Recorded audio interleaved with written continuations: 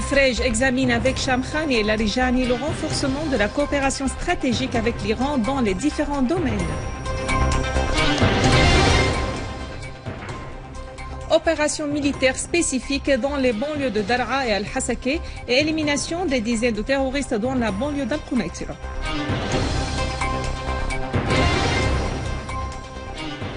Raid saoudien sur Sanaa et débarquement d'armes près de Taz.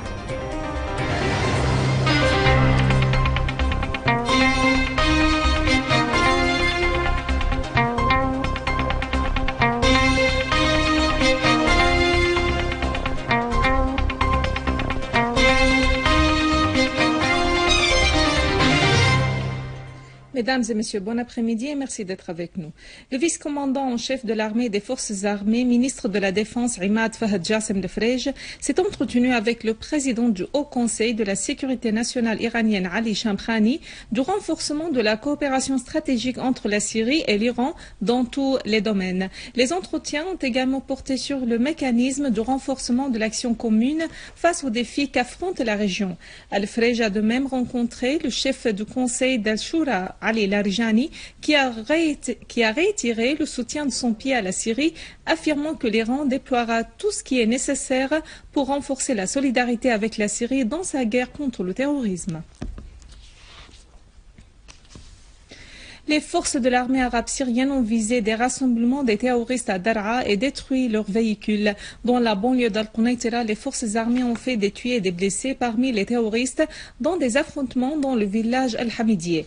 À Al-Hasake, une unité de l'armée a liquidé nombre de terroristes de Daesh au sud-est de la ville. Dans la banlieue d'Al-Hasake, une unité de l'armée a détruit le pont Tnénir sur le fleuve Al-Khabour et éliminé 3 snipers dans le village de Radd al-Shaqar au sud-est de la ville. Des unités de l'armée arabe syrienne ont mené des opérations de qualité contre les terroristes dans les quartiers de la ville d'Alep, détruisant les lignes de renfort des réseaux terroristes et takfiristes dépendants du régime d'Erdogan dans la banlieue d'Alep.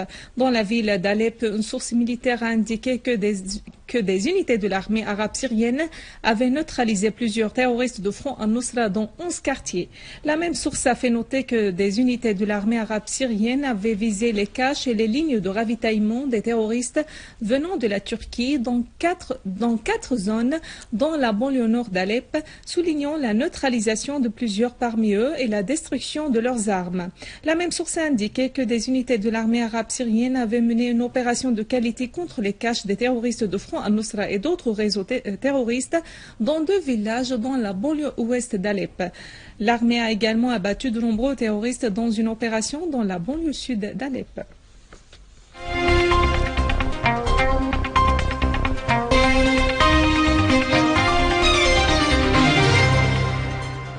Les avions de combat saoudiens ont poursuivi leur agression contre la ville de Haddet Fajr al-Atan dans la capitale yéménite Sanaa. À noter que les avions de combat saoudiens avaient mené hier 24 raids sur l'aéroport international de Sanaa et sur celui de Hdaïda, détruisant une piste d'atterrissage et de décollage et un avion appartenant à la société de Saïda dans le cadre de son agression permanente lancée depuis 34 jours. Sur un autre plan, des sources sécuritaires du gouvernorat de Taz ont assuré que des avions de combat du régime d'Arabie Saoudite et de ses alliés avaient jeté des armes et des munitions sur le gouvernorat. Les mêmes sources ont fait savoir que les armes et les munitions avaient été jetées hier sur les quartiers de Masbah, Wadi Qadi, Al-Mughtaribin et Sitin, ajoutant que des hommes armés et plusieurs citoyens avaient collecté les armes jetées dans le gouvernorat via de grandes boîtes. En outre, l'organisation d'Amnesty International a réclamé l'accélération de l'ouverture d'une enquête sur le meurtre de centaines de civils, dont des dizaines d'enfants, et la blessure des milliers d'autres lors des raids. L'OMS a dénoncé les raids poursuivants menés contre les services sanitaires et qui ont fait des dizaines de tués parmi les médecins, les infirmiers et le personnel du secteur, affirmant la nécessité de garantir la protection des équipes médicales, des patients et des services sanitaires. Le ministère iranien des Affaires étrangères a qualifié d'inhumain le bombardement par l'Arabie saoudite de l'aéroport de Sanaa pour empêcher l'atterrissage d'un avion d'aide appartenant au Croissant Rouge iranien. La porte-parole du ministère, Mardia Afram, a fait savoir que l'objectif de ce que l'Arabie saoudite avait fait vise à exercer davantage de pression sur le peuple yéménite sans armes, soulignant la nécessité que les organisations internationales relevant du CICR interviennent en vue de parvenir à des mécanismes adéquats pour l'envoi d'aide alimentaire et pharmaceutique au peuple yéménite. En Irak, un engin explosif planté au bord d'une route à Al-Ghazali, à l'ouest de Bagdad, a explosé sans faire de victimes. Des centaines de morts et de blessés font le bilan des attentats à la voiture piégée et des attentats suicides en ceinture explosive qui visent de temps en temps la capitale Bagdad, en plus des attaques contre les civils et les forces de sécurité dans différentes régions. En Palestine occupée, les forces d'occupation israéliennes ont mené une campagne de perquisition dans plusieurs villes en Cisjordanie et arrêté des dizaines de Palestiniens, dont 5 détenus libérés de la ville de Beit Omar, du nord du Bethléem, de Camp Al-Azzeh et de la localité de Taqwa. De même, des colons ont saboté des arbres fructueux dans les terres qui se trouvent à Shaf, dans la localité de Houssan, et à Bethléem, au sud de la Cisjordanie. Sur un autre plan, des affrontements ont éclaté entre des Palestiniens et les forces d'occupation.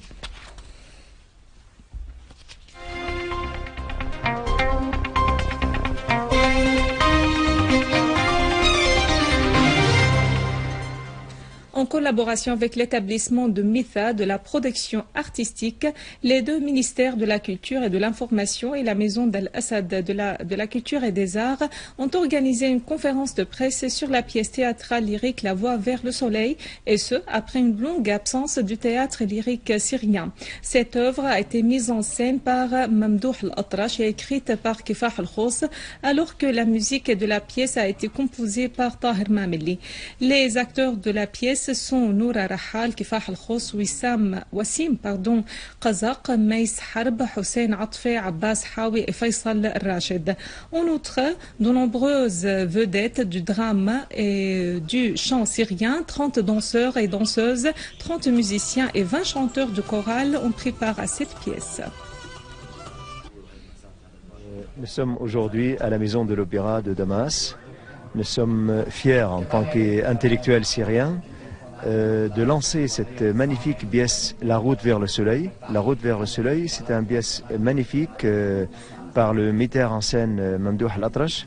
Et surtout, après 4 années de guerre, la Syrie est capable encore de se réunir à la Maison de l'Opéra et de lancer une telle ampleur, une telle pièce d'ampleur intellectuelle et culturelle pour dire éternellement à tout le monde, au monde entier, que les Syriens c'est un peuple de culture et de civilisation. Avant de clore ce journal, un rappel des principaux titres. Al-Frej examine avec Shamkhani et Larijani le renforcement de la coopération stratégique avec l'Iran dans les différents domaines. Opération militaire spécifique dans les banlieues de Dar'a et Al-Hasaki et élimination des dizaines de terroristes dans la banlieue d'Al-Qunaytira.